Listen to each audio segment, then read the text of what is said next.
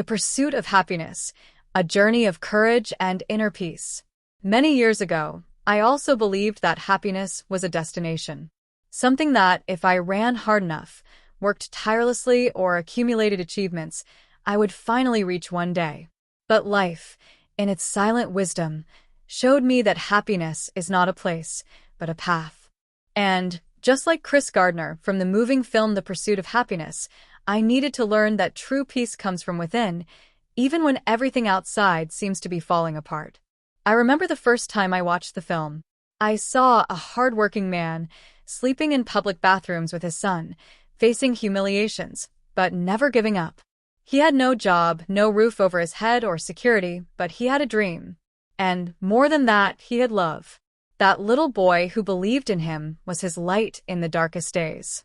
At the time, I myself was in one of those moments when life seems to whisper, "Give up."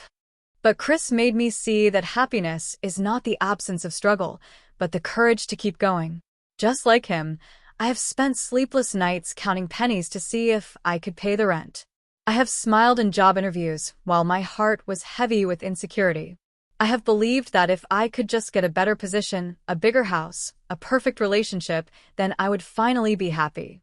But life has taught me that no job, no matter how stable, no love, no matter how intense, no material success can fill the emptiness of a soul that does not know itself. True happiness begins when we stop looking for it only out there and start cultivating it here within. Chris Gardner did not succeed just because he got his dream job, but because, in the midst of the storm, he chose to be a good father. He chose to honor his worth, even when the world doubted him. He chose to hold on to hope as an act of faith.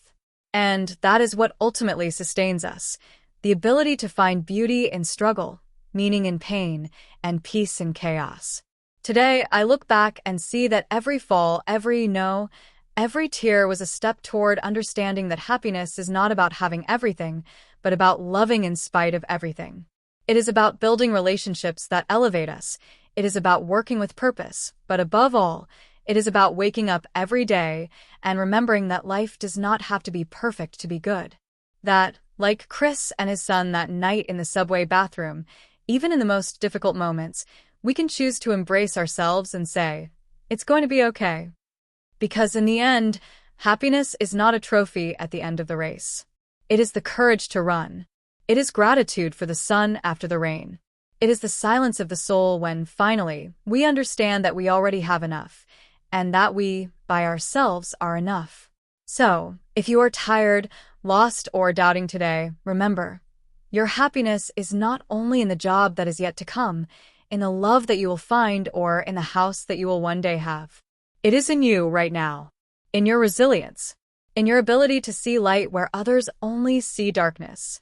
Because, dear soul, happiness is not something you seek. It is something you create. And it begins when you decide that, no matter what happens, you will never stop believing.